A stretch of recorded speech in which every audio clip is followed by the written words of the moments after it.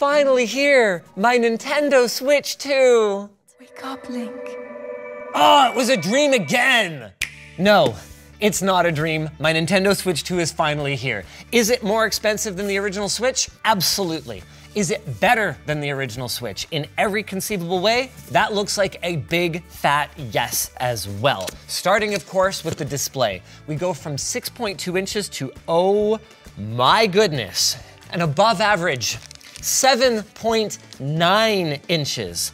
Dude, it's huge. Like, I've seen pictures, but good Lord. It's heavy too. Even without the Joy-Cons, this probably weighs about as much as my original Switch.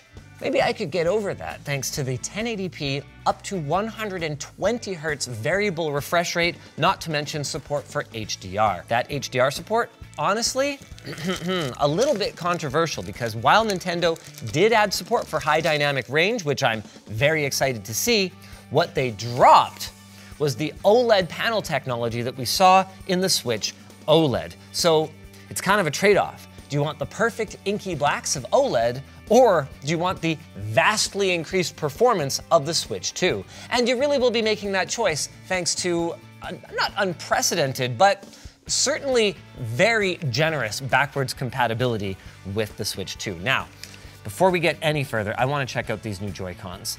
Lots of things to write home about here. Generally larger Joy-Cons, making them better for adult hands. Vastly improved shoulder buttons. To be clear, they're still not amazing. You're still gaming on a Joy-Con, but wow. Huge improvement. Here's the little release button for the magnetic attachment mechanism. We'll take a look at that in a second. And, oh wow, the regular shoulder. Much improved over the original Joy-Con as well. That's a nice little click. Let's go ahead and pop this on.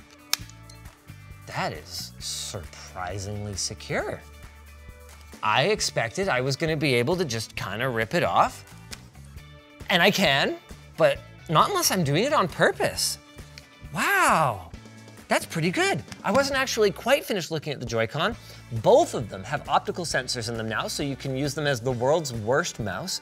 And before we get any further, I guess we should probably have a look at some of the other things that are inside the notoriously not protective box. Apparently, some people have been stapling receipts to the front of this and damaging the screen, so hopefully Nintendo can clue into that and start packing it screen side down like a sane person.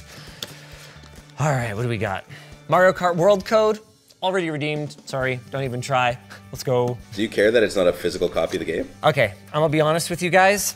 I buy all my games digitally for my original Switch. Ooh. I know, I'm a filthy scrub, but like what, I'm gonna go to a store? I'm a digital game guy, so I understand why people would be upset that it doesn't come with a physical cart. I can't say that I am as upset, but I also haven't been in a position where I've like gone to sell one of my games and been kind of pissed, so. High-speed certified HDMI cable. The Switch 2 will do up to 4K 60 Hertz HDR connected to a compatible TV. Ooh, wrist straps. Yep, looked at those once for the original Switch and then never used them, but sure, let's check them out. You didn't use your wrist straps? Why would I use my wrist straps? Okay. That's a pretty decent little mechanism. I can't say that it really does anything for ergonomics this time around though. If anything, it just kind of puts these mouse feet in the way of reaching the shoulder buttons. Can't say I'm a huge fan of that, but I'm sure Nintendo knows what they're doing, and many gamers were demanding to have a mouse built into the Joy-Con so that they could do this. Are these the left and right click? Probably. Wow, I didn't believe the rumors, okay? In one of our early like leak summary videos, I was like, no. No. You know, it is more stable than I expected. With that said, oh my God, do they expect you to wear the mouse gates are on the wrist strap? So they expect you to wear the wrist strap while using it as a mouse? Safety first, baby. What I really want to do is just see the display. Okay, they've got another one of those little controller adapter majigs. Did they somehow make the ergonomics of this worse? The size does not feel like a benefit here. It's so like, you see what I mean? Like it doesn't have like a wide stance. I mean, here, Pro Controller 2, here it is. See, look, Nintendo does understand that your arms come from your shoulders, and therefore you need an angle here in order for the hands to meet in the middle. Considering what they charge for their Pro controllers, that is still pretty damn mid. How do you not even have analog triggers? Good Lord. Joysticks feel a little better. Still not Hall effect, by the way. Chat button, headphone jack. Oh, paddles. Okay, that's kind of neat. Easy to ignore if you don't really care about them. A 60-watt charger to take care of the 5200 milliamp hour battery. Reasonably compact, actually. Love to see it. That is not the world's longest USB-C cable, but I just gotta say, even though it's not new for the Switch 2, I'm so grateful that Nintendo switched over to USB-C from their proprietary nonsense that I'm not even gonna complain about this cable because I can so easily replace it. Really is not a very long cable for something that I might be plugged into the wall while I'm using though. Now for the dock. Unlike the original Switch, which does have a dock, obviously, to help you charge your Joy-Cons and also quickly connect to your TV, this one includes active cooling that actually turns the Switch 2 up to 11, allowing it to run at a higher resolution and frame rate compared to if you're running it in handheld mode. Ethernet connectivity is included along with HDMI, and there's your power in, and that is about it, my friends. Actually, it feels kind of cheap. Sorry, there's a couple USB 2 ports over here. You know what's crazy? The timing of this is like amazing. My kids, all 3 of them just picked up Breath of the Wild. Just like randomly in the lead up to the Switch 2 launch. And I'm like, part of me is like, oh yeah, it's a really great game. I hope you guys are enjoying it. But the other part of me is like, yo, the Switch 2 is coming and you'll be able to play it at not 21 FPS in the dips very, very, very, very soon. All right, first time holding it. I didn't think 400 grams was gonna feel that heavy. Man, they really did not reinvent the wheel here. If you liked the launcher of the original Switch, you will love this. And if you didn't, then too bad. Here's a Switch OLED.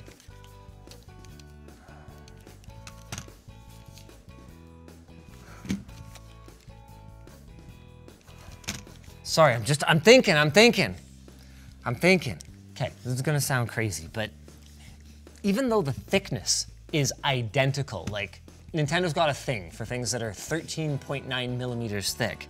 Because it's so much bigger and because it's heavier, even though it's just 115 grams heavier than the Switch OLED, it just feels like dense. Not in a bad way. Like, I don't think it's gonna be significantly more fatiguing than the older consoles. Like, I think the magnetic mechanism, in spite of being larger and therefore more difficult to stabilize, feels tighter. Here's something that should be identical between them. Okay, the Breath of the Wild icon. Man, that OLED pops, doesn't it?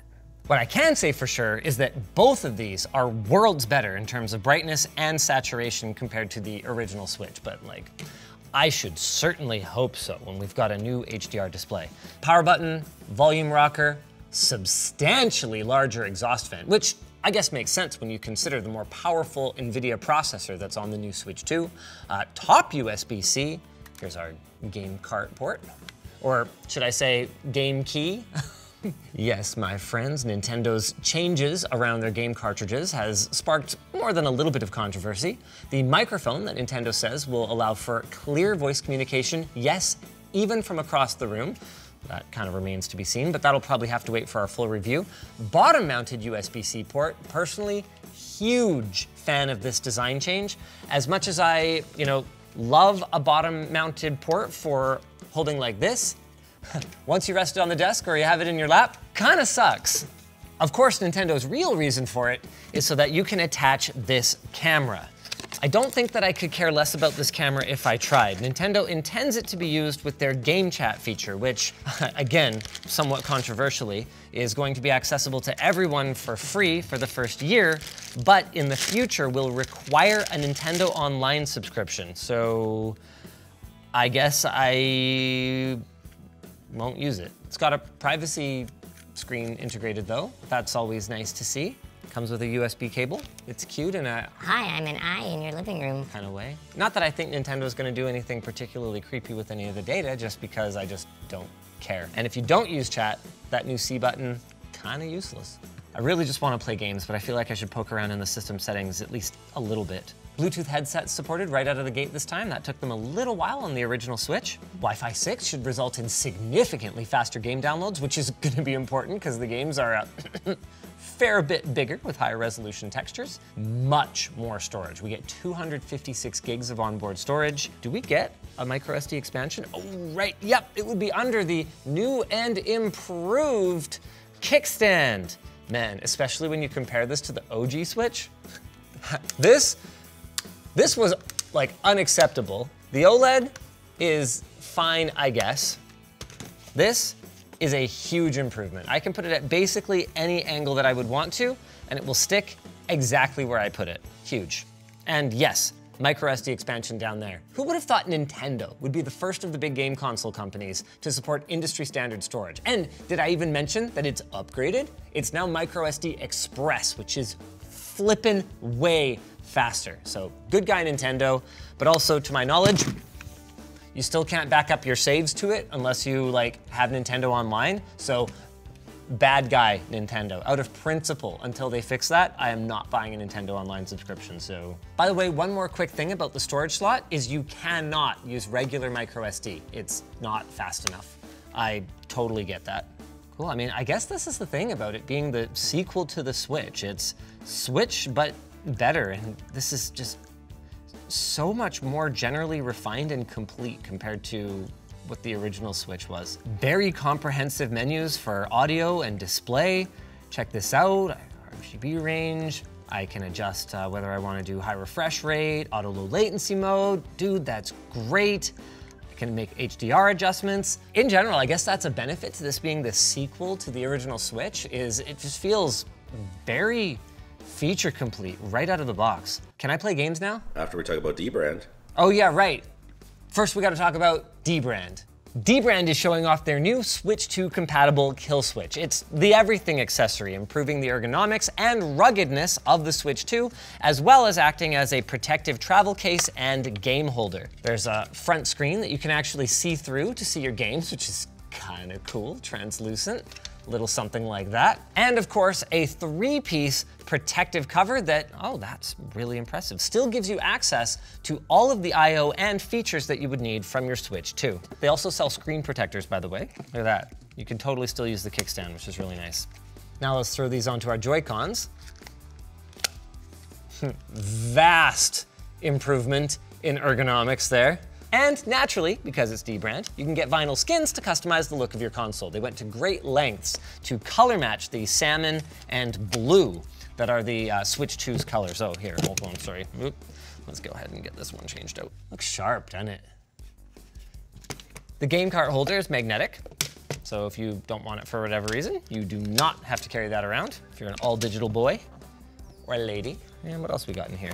Ooh, a couple joystick grippies. And of course, you're probably wondering, how the heck is this supposed to fit in the original dock? Well, it doesn't. So you use this adapter, but dbrand is extremely proud of the work that they've done to ensure that you still get 4K pass-through, even when you take this and shwomp, put it on like that. Let's go. And you still get the benefit of the cooling fan too, which is pretty remarkable. She's chonky, but thankfully this sits in your living room, so it shouldn't be a major concern. This is how the travel case goes on, a little bungee like that. And to get yours, you just gotta go to shortlinus.com. Regardless of how I feel about the ergonomic improvements of the kill switch, I'll be spending the rest of the video just gaming with the dbrand skins on, because this is supposed to be an impression of the product itself. Okay, Breath of the Wild, let's go. I haven't touched this in years, so I'm gonna suck, but I know what it's supposed to look like. Dude, these speakers are so much better. Nintendo says the speakers are way better. I thought I'd need a side-by-side. Is a Sheikah slate. They are Take it. way better. It will help guide you after your long slumber. Dude, these are like really good. Oh man, that screen though. It's amazing what a difference just like a fraction of an inch can make. Is this still running at 30 FPS? Do you have to buy the enhanced edition to not run at 30 FPS? Yeah. What? You gotta be kidding me. To its credit, it's a locked, solid 30 FPS, but come on, man.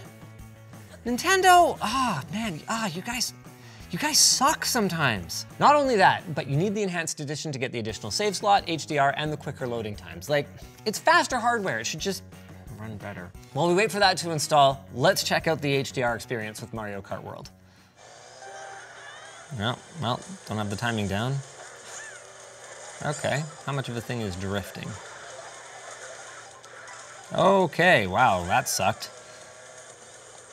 Look, this is my first time playing, okay? I've never played a Mario Kart game before. Dude, this screen looks really good.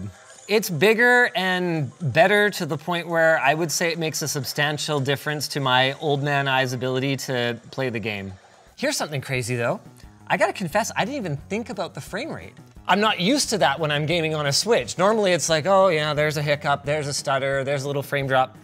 Yeah, it's butter smooth. I think this is only 60 FPS, but a smooth 60 FPS, especially on a variable refresh rate display, feels pretty darn good. But we can get more than 60 FPS if we switch over to the TV, so let's do that. Dude, I can't believe there's like, what's that old game called? Wave something. Wave Racer. Yeah, I can't believe there's a Wave Racer level! I have not really gotten into a Mario Kart game since Mario Kart DS. The fact that there's a Wave Racer level already has me pretty interested in playing this. I don't know, dude, this is awesome. It feels so smooth. Not accustomed to that on a Nintendo console, not gonna lie. Dude, I have waited so long for a new Switch. Exactly as long as the rest of you. Unless you're young and you weren't around when the Switch 1 came out. Pow, pow, pow, pow, pow, pow, pow, pow. Anyway, we're gonna do a full review on LTT apparently. Subscribe to ShortCircuit,